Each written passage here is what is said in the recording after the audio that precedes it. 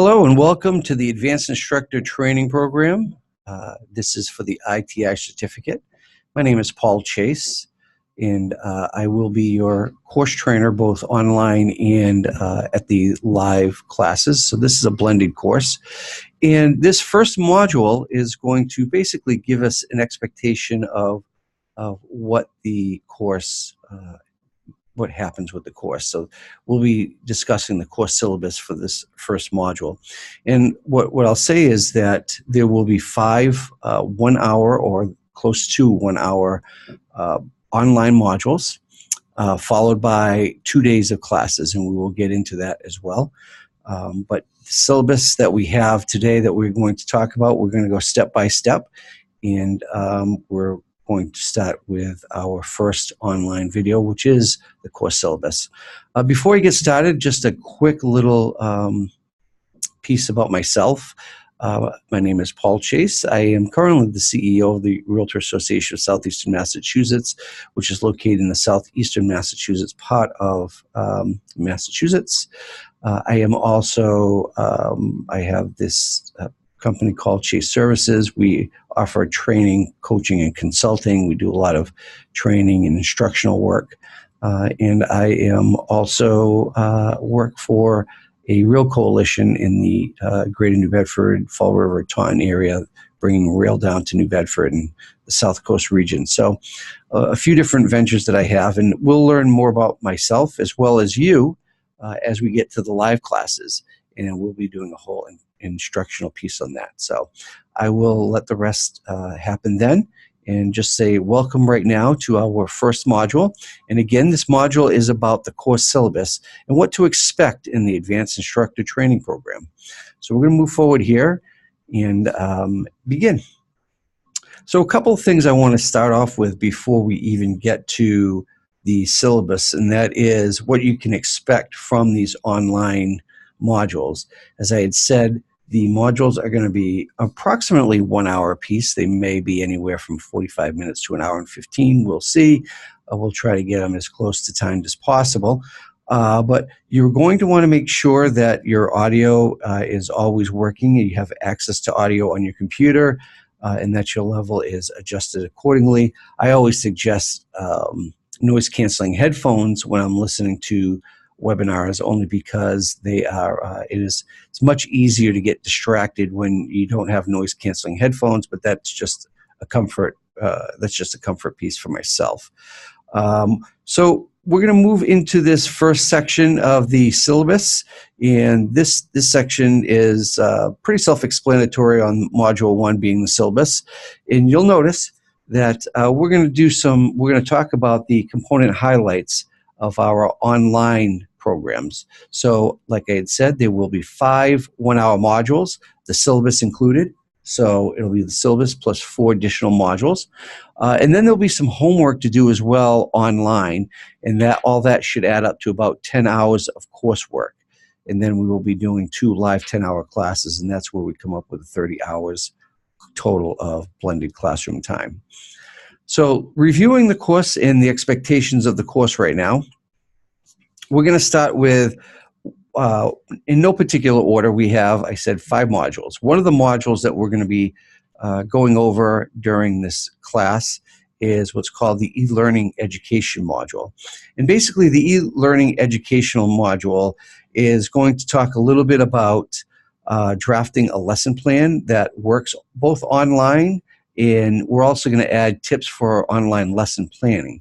So we're going to talk about lesson plans for live programs that you may do, live presentations, but also tips for online lesson planning. We will cover both of those because there really is a big difference between online e-learning education and learning education in a classroom.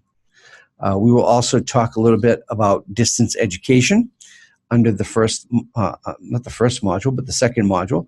We will talk a little bit about distance education, and one of the areas that always difficult with distance education is attention spans. So we tend to find that attention spans, obviously in live classes, are much better than attention spans when we're looking at a computer screen.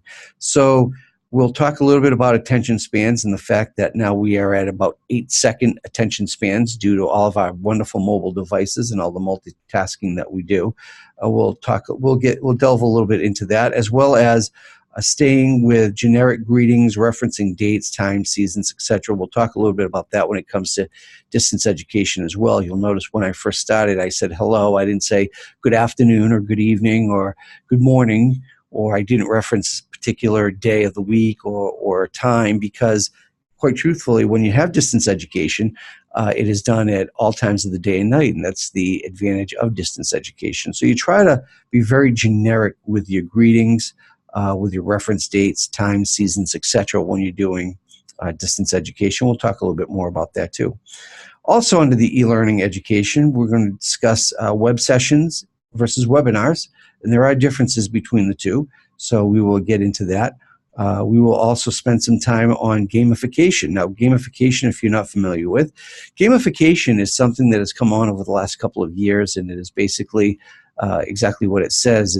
It's creating games online. You may be familiar with, maybe you have kids or grandkids that play and receive badges for certain computer games that they play. Well, in the online world, there's badges as well. There's gamification that's becoming very popular for the online education world. And we're going to talk a little bit about gamification and the future of gamification and how it plays a role in education. Also, under the module of e-learning education, we're going to explore different platforms. So we are going to talk a little bit about Google Docs and Canva and Pervy. These are a couple of alternate presentation programs that you may be able to use. We're going to get into PowerPoint in a little while as well. I'll be talking to you about that. But there are other alternatives for folks that do not want to use necessarily PowerPoint or looking for a more either a robust option or even a more inexpensive option. So we will be exploring some of that as well. Also, we will discuss the individual project assignments on each one of the modules that you will be looking at online. So when it comes to the modules, other than the syllabus module, there may be some coursework, and we will always review the individual project assignments that are that we will need in order to continue with the program. So that is pretty much the e-learning education portion of the module. That'll be Module 2, and again, that will run for approximately an hour or so. Then we will get on to Module 3, and Module 3 is a beginner guide to PowerPoint. So as it says in the title, we will be giving an introduction to PowerPoint. Now, what I typically tell people, especially when I do technology classes, is that there are all types of learning abilities and learning styles when it comes to technology. And no two people are pretty much ever the same as far as being on the same point, on the same target when it comes to technology classes. So what I encourage you to do is to start with the introduction to PowerPoint, and if you feel that it's too simple for you, simply skip it. That is okay to do. You know, what we may want to do is skip towards the end, and the assignment that is going to be asked of you, you can just simply do the assignment, and that'll cover the online material, the online module that you do. Because if you already know a lot of the introductory pieces, then there's no sense in sitting there and listening to the whole thing or watching the whole thing. And as we're doing these, it will be like a tutorial session. So you'll notice that our online computer will continue to move as I am teaching the introduction to PowerPoint as well as the advanced PowerPoint. Now, many of you may know PowerPoint is still the most popular presentation tool out there. It is by far one of the strongest and most used presentation programs. But they're not all. That's not all the programs, and that's why we are going to, in our e-learning education segment, we're going to talk a little bit about Google Docs, Canva, and Pervy. And I'm sure there are some of you folks out there that have Macs and Apple computers as well. Now, we won't really get into the Macs and Apples because they're more proprietary, but certainly if you are using a Mac or an Apple, You can use the presentation software built into those programs or software that comes with those programs. If you want to use those for your own presentations for the live classes, you're more than welcome to do so. You could use any presentation software program that you're interested in. For the point of the program that we're doing, we will be going mostly over PowerPoint, Google Docs, Canva, and Pervy, but you can certainly use any presentation software program that you feel comfortable with. So, beginner guide to PowerPoint. What we're going to go over in the beginner guide to PowerPoint module is the different user levels, creating a new document, opening and saving documents.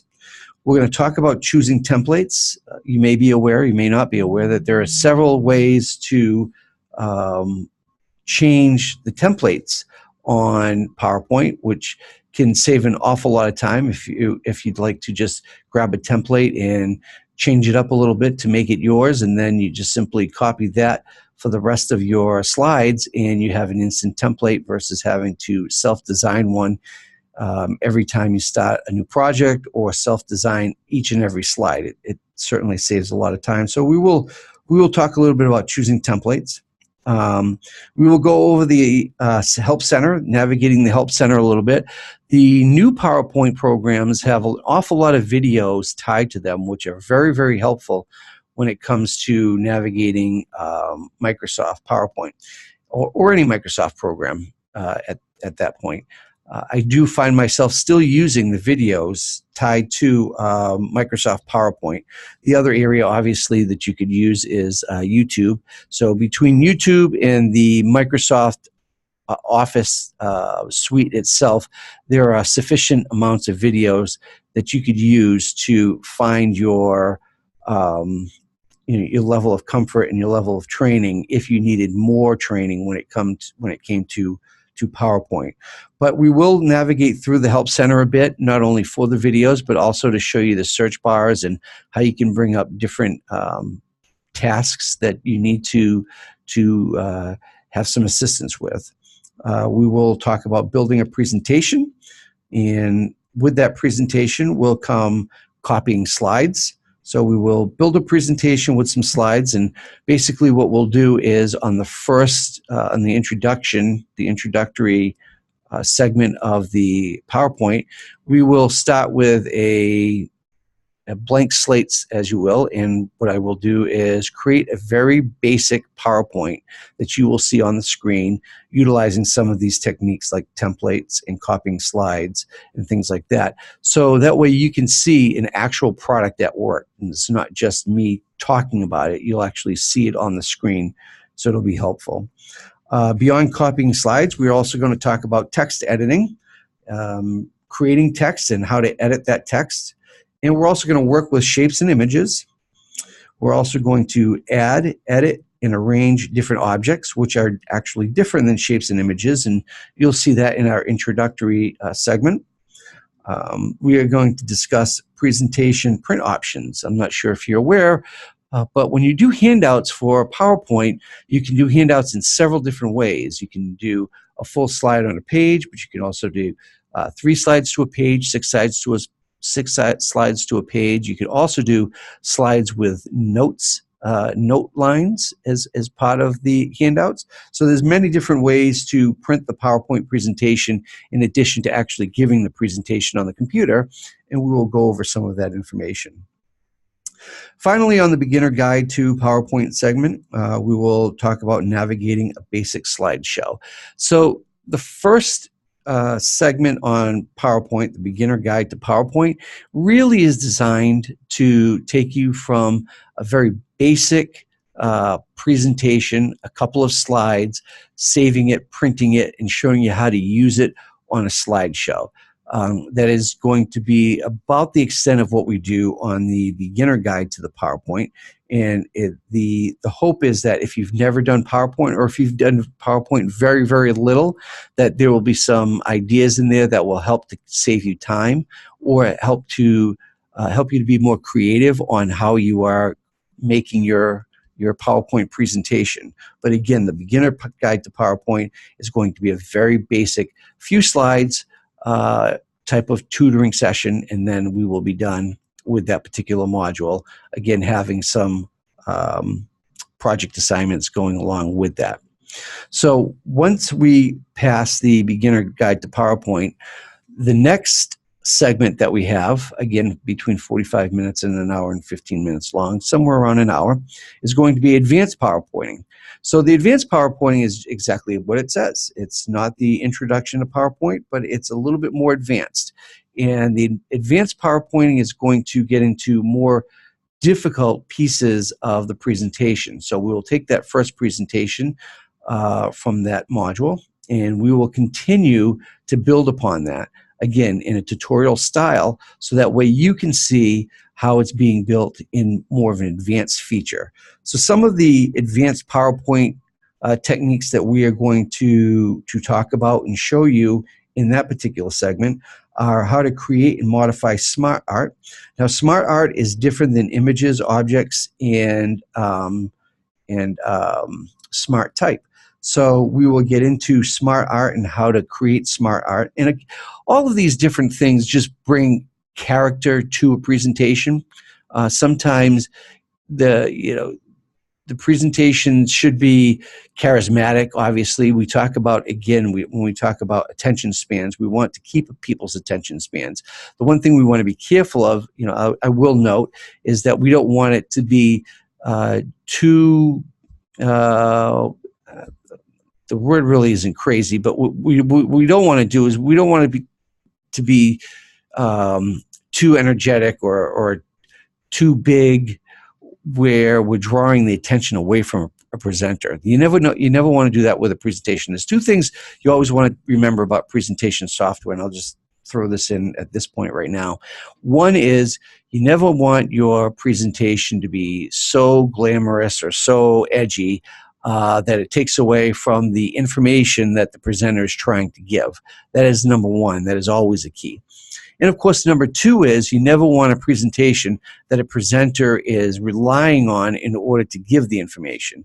A lot of times you'll see when you go to a particular class or something, you may see a presenter that's not as, is a little newer to the classroom setting, and they're using a PowerPoint or some type of presentation program, and they keep looking back at the presentation.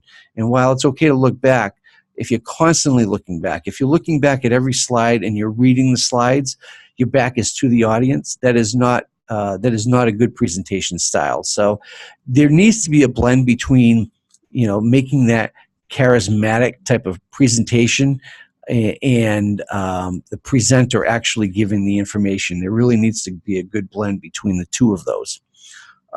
So getting back to the advanced PowerPointing for a second, and I say that because when you get into advanced PowerPointing, your creative juices may start flowing, because there'll be some things that we're going to show you that really can be cool. It can make your PowerPoint really jump out and be alive, and that is okay. Like I said, as long as it doesn't draw from what the presenter is actually trying to give for information.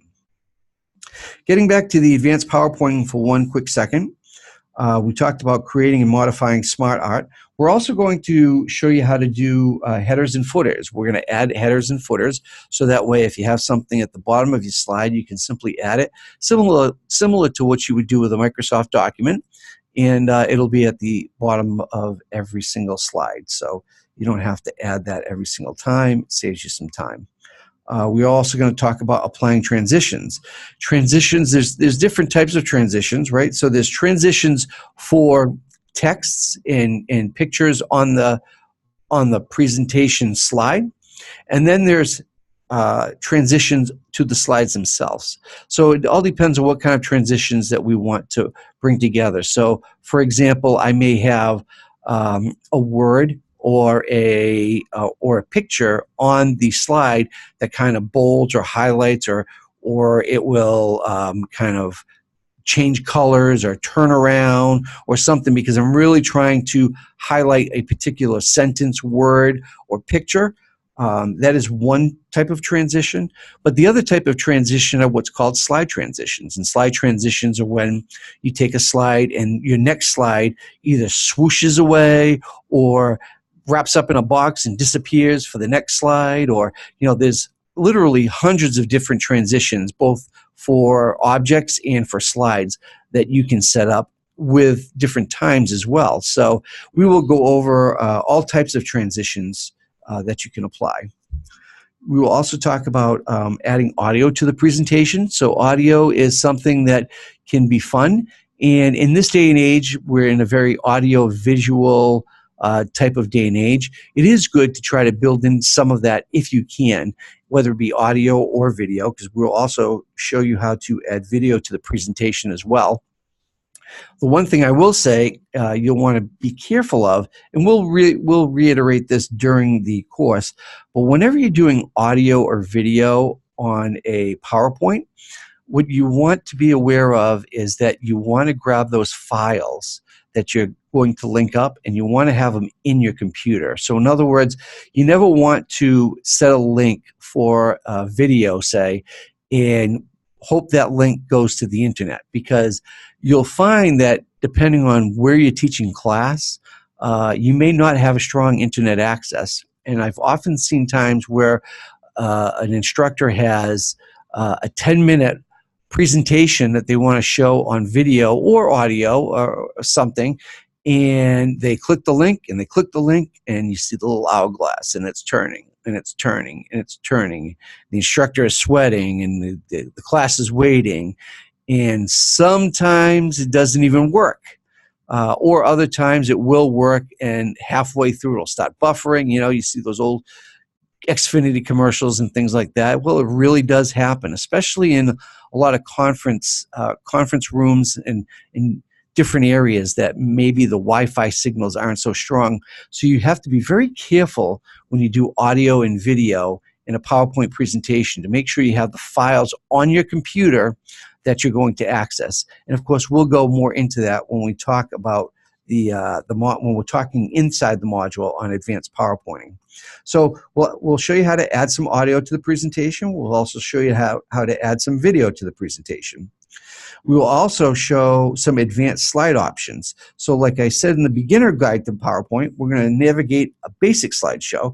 But in the advanced PowerPointing, we're going to talk a little bit more about advanced slideshow options. And advanced slideshow options could be a split screen where on your computer you see not only the slide that's being displayed on the screen, but on your computer you also have what's called a note section, note cards. So that way, if you had notes, you could maybe a bulleted list, which I often do. There'll be a bulleted list to say, hey, this is the next thing you have to talk about. This is the next thing you have to talk about.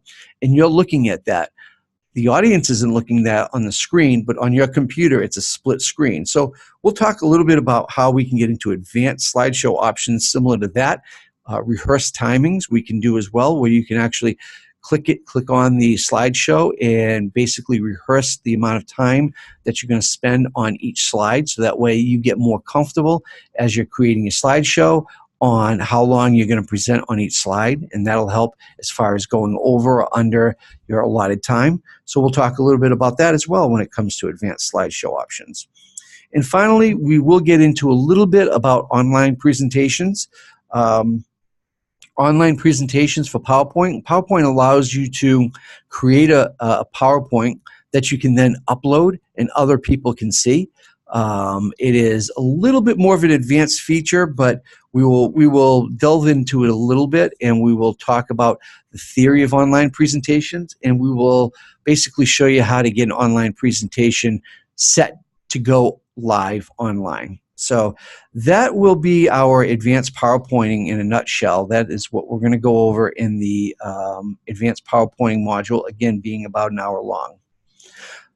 Moving on to the next module. The next module we will do online, these are all, again, online modules, is the use of alternative presentation software. And we talked about this a little bit. We talked about how we're going to go over Google Docs, we're going to go over Canva, and we're going to go over Pervy. Those are the three major presentation programs that we will go over, other than PowerPoint. So if you do not want to use PowerPoint, or you don't have a Microsoft Office product, you can simply use one of these other. Google Docs is free.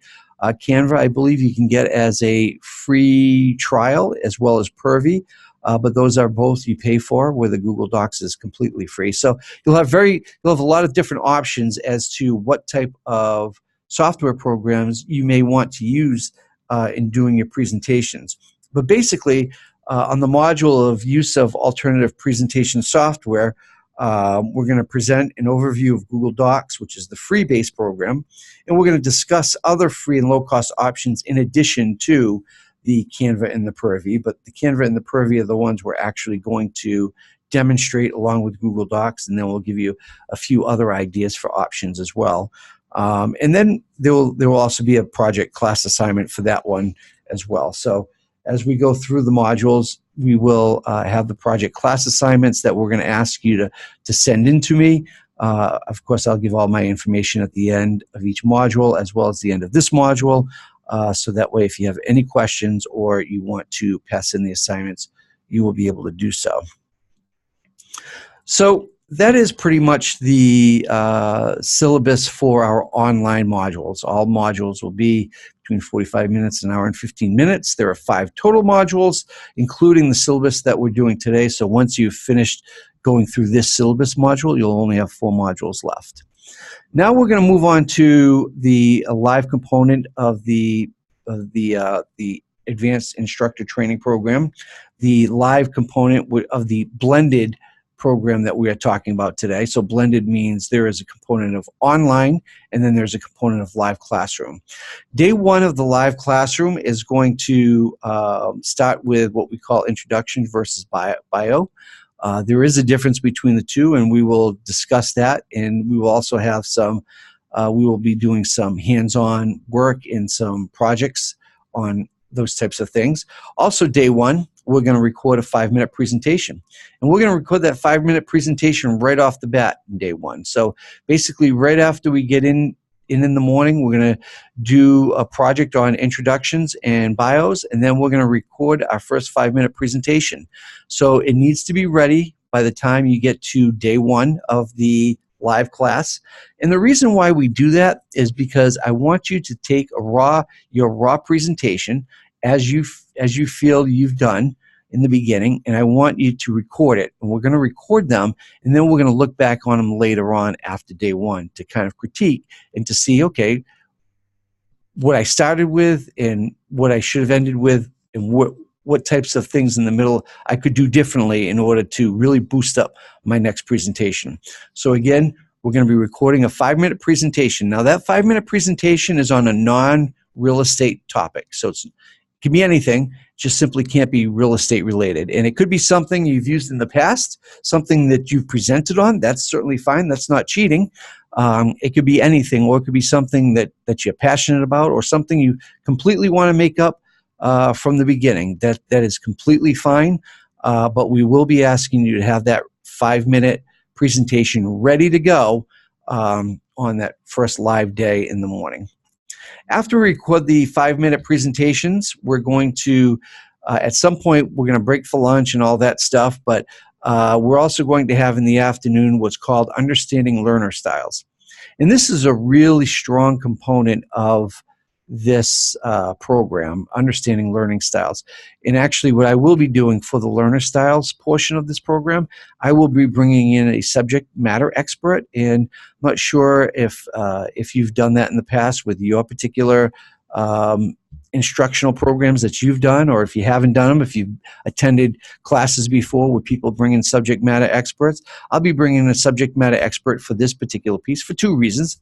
One, because she knows the learner styles circle and the breakdown of learner styles a little better than I do, but also to have a different face in the room. So it's always good to bounce information off of various trainers when you're talking about long days. Certainly when you're only doing an hour course or a 2-hour CE course, that's not needed. But when you're talking about 30 hours of curriculum, 10 hours online and 2 10-hour days, it certainly doesn't hurt to see one additional instructor in their style and to basically just get that mix-up of feeling and be able to, just break up the day a little bit more. So the understanding learning styles piece will be done by a subject matter expert.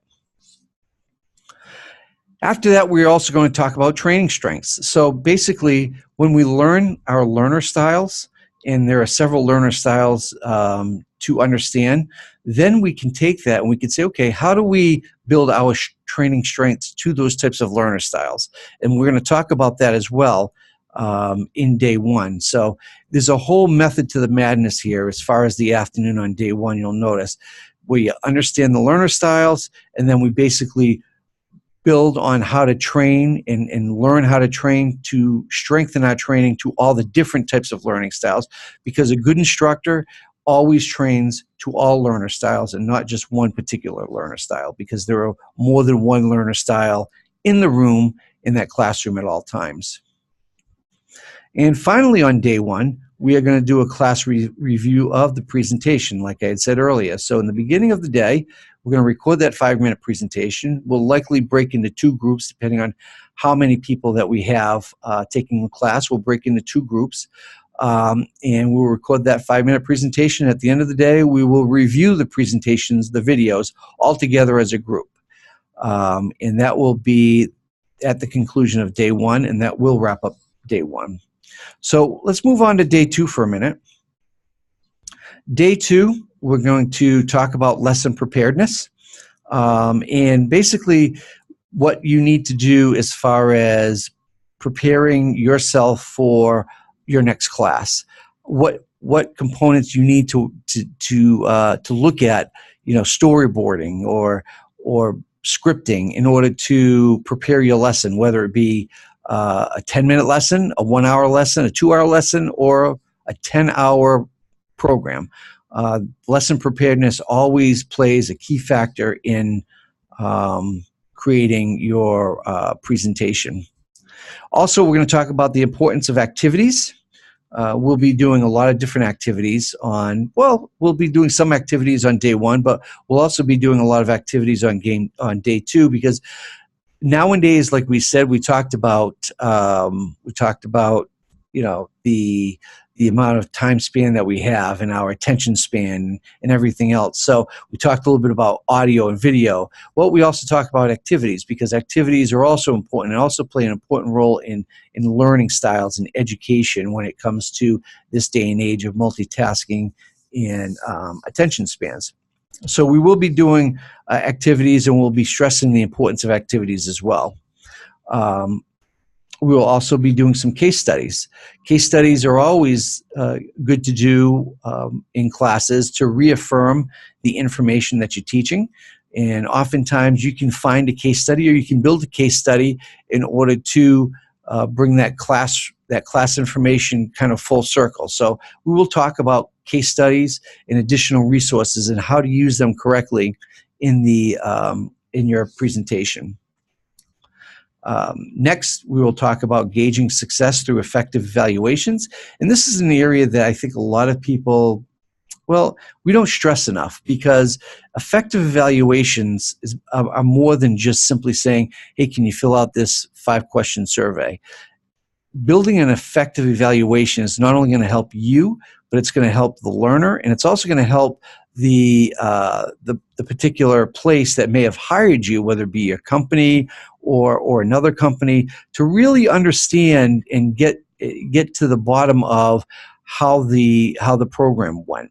So it's not just a simple 1, 2, 3, 4, 5 questions, but it also is not something that you do for an hour, because like everything else, like the attention spans we keep talking about, the longer your evaluation process, the less likely it's going to be accurate, because you, as well as everybody else, knows that if you're sitting there and you're ready to leave and you have an evaluation that takes 20 minutes to complete, you're either not going to complete it, or you're not going to complete it to the best of your ability because it's time to go.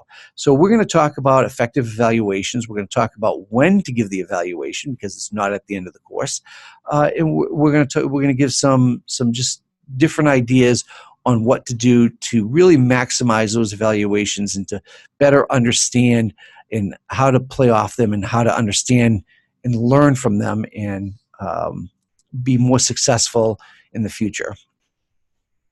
Then finally, what we're going to do is we're going to record our 10-minute presentation, our final presentation, and it's going to be reviewed by the class. So this one's going to be a little bit different than day one.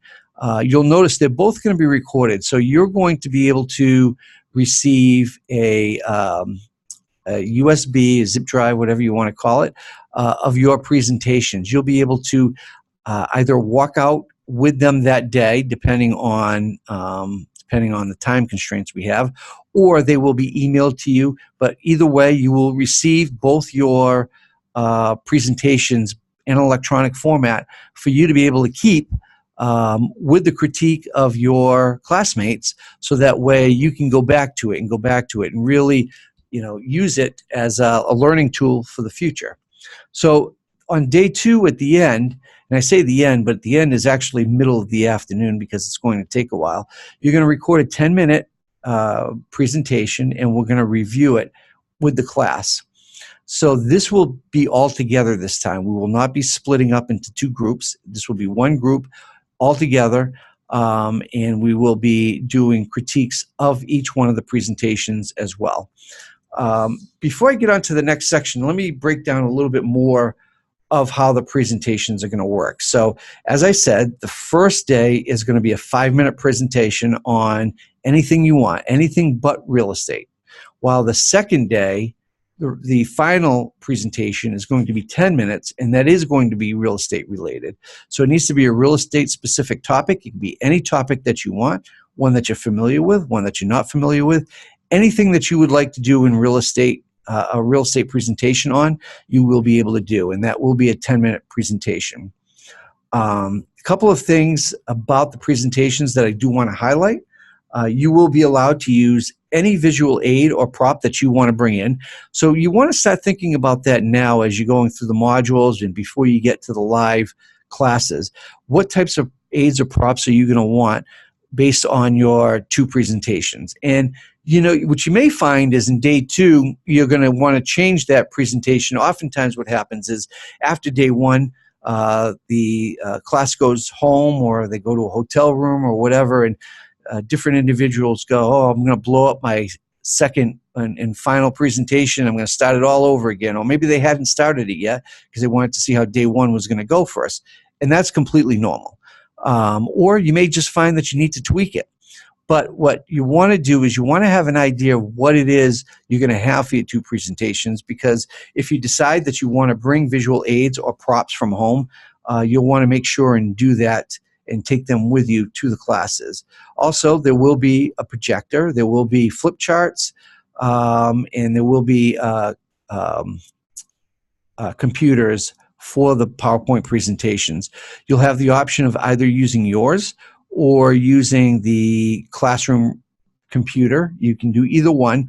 The only thing I caution is that if you're going to use your computer, that you need to make sure and have the appropriate cables, because what we don't want to be doing is spending 10 minutes in between each presentation trying to find cables, fiddling around with connections and things like that. It should be pretty seamless. We're trying to, get the presentations up and going, and everybody going. The longer it takes in between each presentation, the longer it's going to take for us to get through the entire final presentation process. So kind of keep that in mind if you're going to use your own computer. If you're not going to use your own computer, then what I would suggest is you either email me the presentation in advance of the final presentation, or you have it on a zip drive.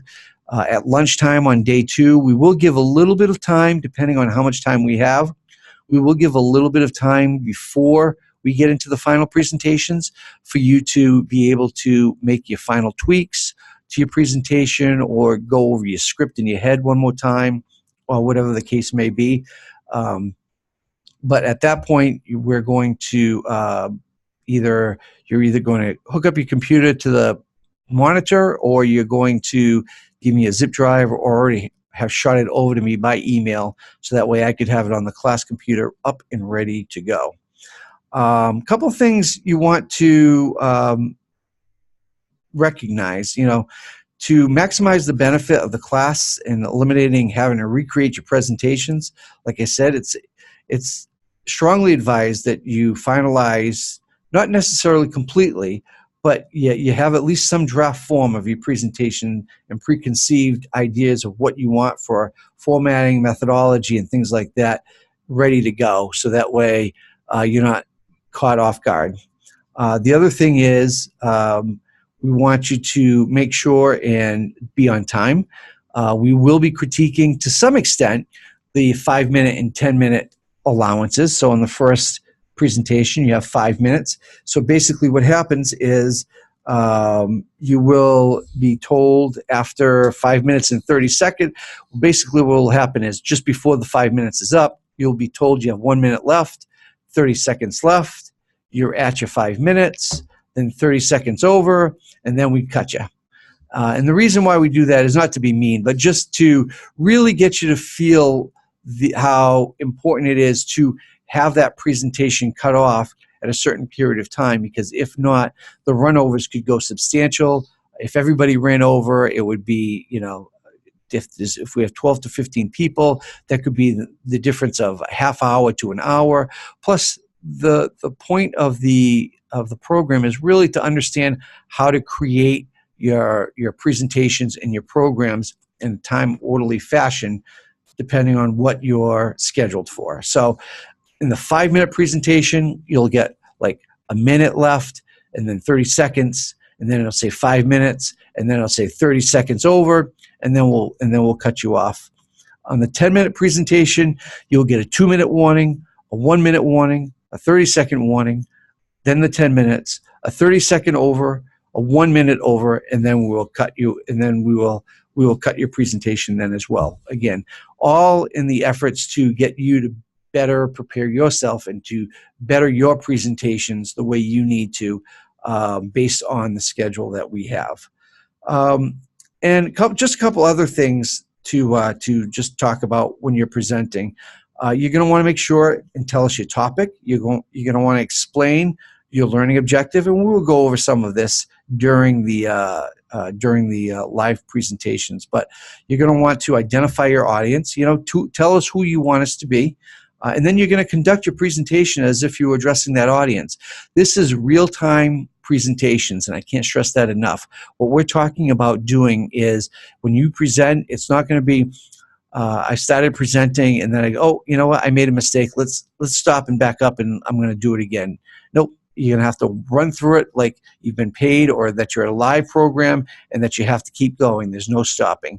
And the reason for that is because you really need to get into understanding how to create your program and how to, correct your mistakes, I guess, on the fly while you're doing your program. So this will be real life presentations.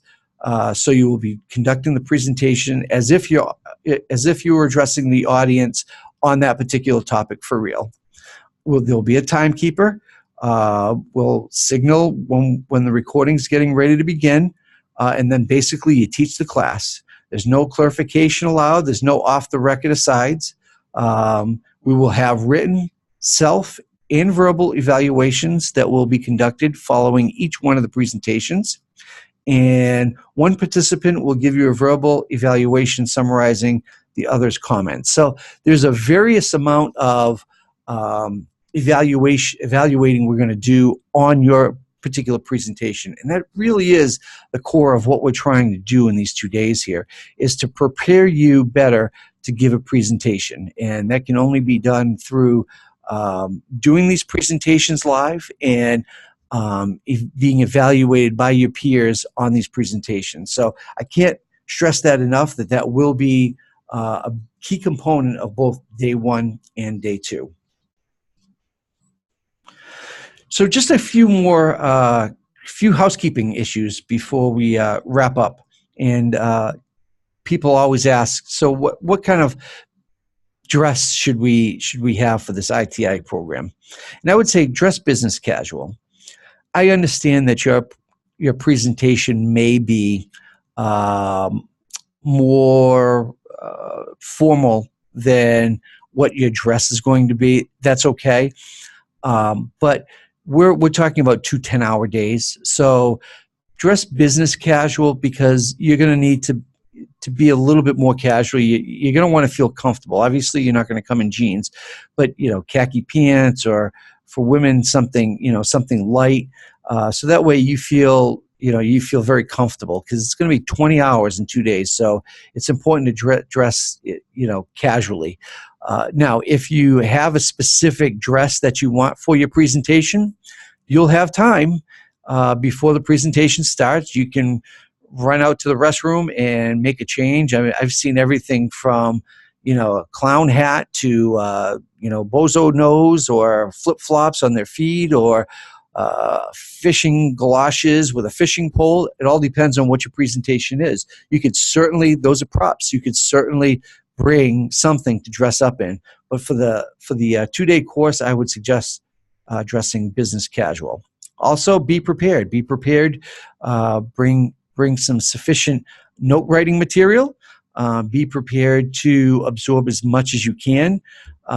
Be sure that you are on time for our classes, because we don't, we start on time, we try to end on time depending on the recording situation, but we will start on time.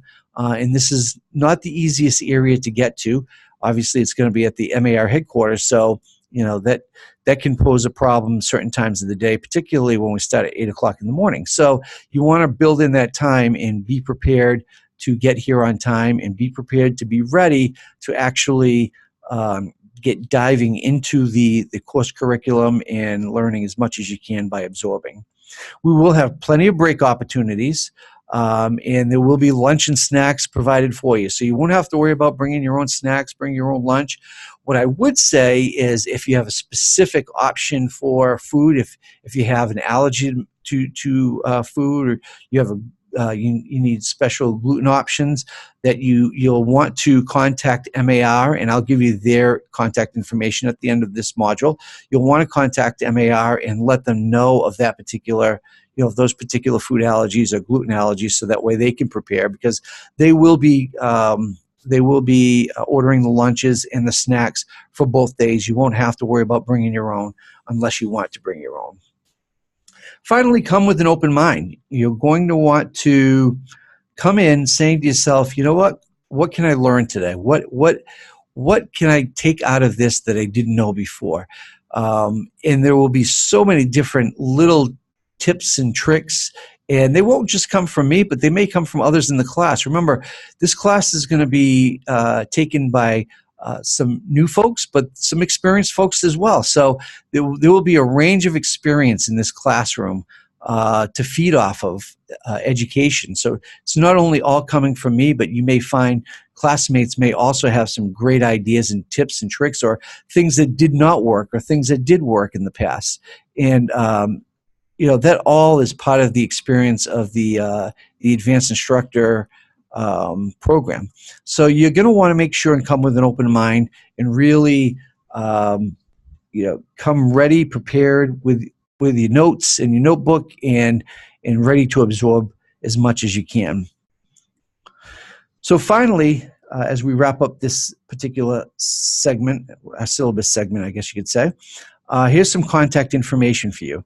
So my contact information is, my email is paulchase@hotmail.com. That's nice and easy.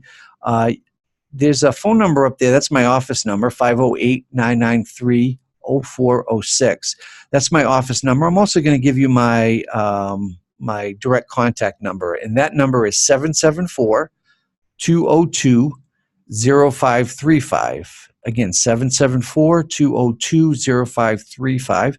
That's my direct contact number. So if you wanted to contact me, if I'm not always in the office, so it may be a better number for you to contact me at should you need to get in touch with me. But I also strongly urge communication through email. All of the assignments that you are going to do, I ask you to send them to me via email as well. Because like you taking this class online, it is much easier for me to be able to, at some time of the day or night, be able to pull those particular lessons up that you've completed, and be able to look at them and review them and offer any feedback that I have. So email is definitely a preferred method of correspondence, as well as submitting the the particular activities. The MAR contact information, so if you're not aware, MAR has moved in the last year. They are now at 333 Wyman Street in Waltham. Again, not an easy place to get to, especially 8 o'clock in the morning. I'm not sure if you're preparing to come up the first day and stay overnight in a hotel and just come in the second day, but both days start at 8 and they end around 6 at night. They're both 10-hour days. The two contact information, the two people that you can contact for further information when it comes to the program itself, not the course, but the logistics of the program. Peggy Duffy Shea, Peggy at marealtor.com. Her number is 781-839-5513. And then also Sarah Walker. So Sarah is at swalker at marealtor.com. And her number is 781-839-5506. And again, you can correspond with them as well by email if you need something specific. So that is the end of our course syllabus module. It was just under an hour, so you get an extra 10 minutes to your life on this one. You can thank me later on that. And if you have any questions, feel free to reach out to any one of us, and we will get back to you as soon as we can. And again, thank you. This was Module 1, course syllabus, and hope you have a great day.